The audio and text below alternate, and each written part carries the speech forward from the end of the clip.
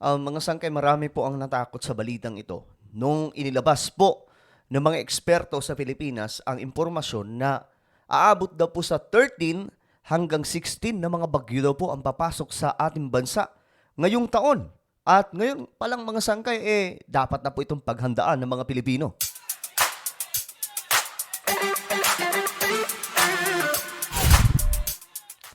Magandang oras po sa lahat ng ating mga kababayan, sa lahat po ng mga solid sangkay na nanonood ngayon.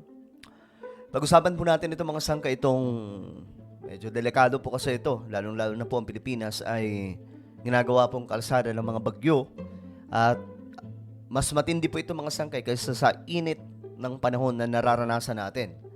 Okay? Itong mga bagyo na magdudulot po ng iba't ibang klaseng sakuna sa ating bansa. Anyway, bago tayo magpatuloy, paki-subscribe po muna yung ating YouTube channel. Sa baba ng video na to mga sangkay, makikita nyo po yung subscribe button. Pindutin nyo lamang po yan, tapos i-click nyo yung bell at i-click nyo po yung all dahil dito mga sangkay, 1.21 million subscribers po tayo. Okay, so kung hindi ka pa po nakapag-subscribe, alam mo na yung gagawin. Paki-subscribe po yung ating YouTube channel.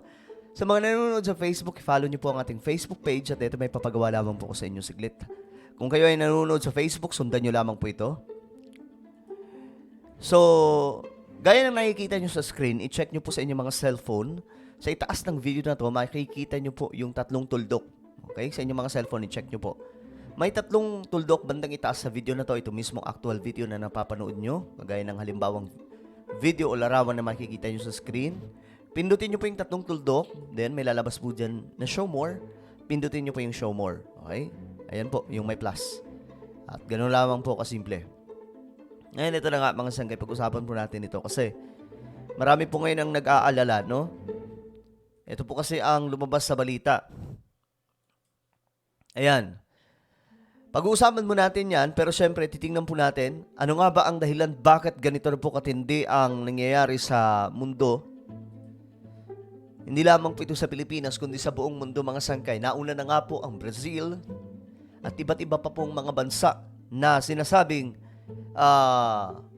marami na pong sakuna ang naganap. Habang dito sa Pilipinas, tayo po ay naiinitan mga sangkay sa Africa, sa Brazil, at iba't iba pa pong mga bansa. Nakakaranas na po sila ng matinding ulan. At alam nyo, hindi po ito basta ulan na normal mga sangkay. Ito po ay talagang nakatakot-takot po na mga pagbuhos ng ulan.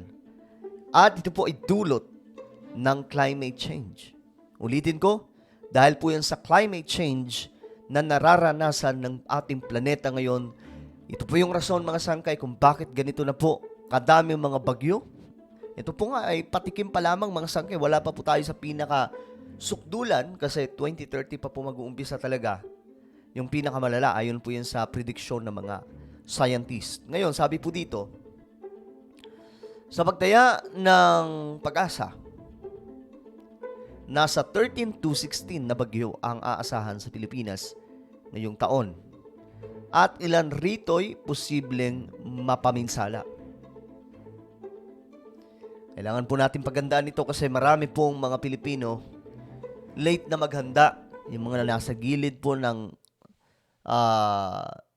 baryo na mayroon pong ilog, o kaya liblib na lugar na malambot po ang lupa, mga sangkay, sila po ang tatamaan dito. Ito po yung delikadong mga sangkay kung hindi po natin mapaghahandaan. And again, dahil po yan sa climate change kung bakit po ganito po katindi ang nangyayari ngayon sa ating planeta. Hindi na po maitatanggihan kasi mismo mga scientists dito sa Pilipinas, yung mga eksperto, wala po silang ibang natutukoy kundi itong climate change. Sabi po dito, ito mga sangkay, panuorin natin. Maaari pong yung October, November, December na mas matataas ang tsansa na medyo mas marami po yung ulan. Kanyon, kailan? Pong yung October, November, December. October, November, December. Yan po daw yung mas malalakas.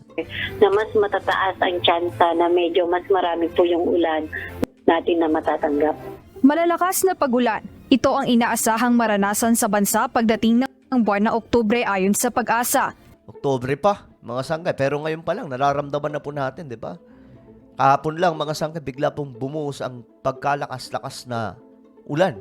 Paliwanag ng Climate Monitoring and Prediction Section Chief ng Pag-asa na si Annalisa Solis, sa third quarter ng taon inaasahan ng La Nina kasabay ng kasagsagan ng hanging habagat o southwest monsoon. Kaya posibleng mararanasan ang malalakas na mga pag-ulan hanggang Disyembre. Well, sa ngayon, ang pinoprovide pa lang po na forecast ng Pag-asa is up to 6 months. So, cover po nito yung October na kung saan doon natin nakikita nga po yung simula ng medyo mas matataas ang probability na marami ang mga pag-uulan sa particularly dyan po sa may eastern section ng ating bansa.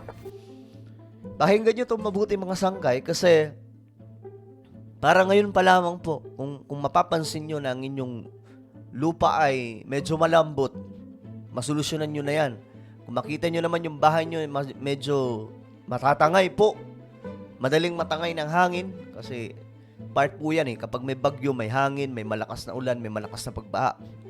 Kung hindi matibay ang pundasyon, ngayon pa lamang po patibayin nyo na. Mahirap po malate, no? Mahirap malate. Kaya marami pong napapahamak mga sangkay dahil po sa late na paghahanda.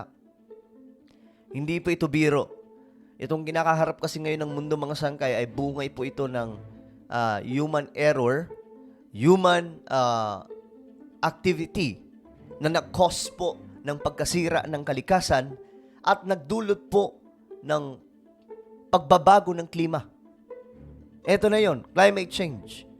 Habang nasisira po yung kalikasan, lalo pong tumataas ang temperatura at dahil sa pagtaas po ng temperatura mga sangkay, nagdudulot po ito ng mga malalakas na bagyo, mga malalakas na init ng panahon. At ngayon nga mga sangkay, di ba, yung mga glaciers, mga malawakang yelo, tunaw na. And that's very, very, tawag dito, nakakatakot siya kung iisipin Kasi, paano na lang ang mundo kung ang glaciers ay matunaw na? Akala po natin, magdudulot lamang po ito ng init. Of course, iinit pong panahon ng malala. At nakakatakot po yan mga sangkay. Pero may mas malala pa. Dahil makakapag-create po yan ng mga iba't ibang klaseng sakuna. At ngayon pa lamang mga sangkay, ramdam na po natin yan.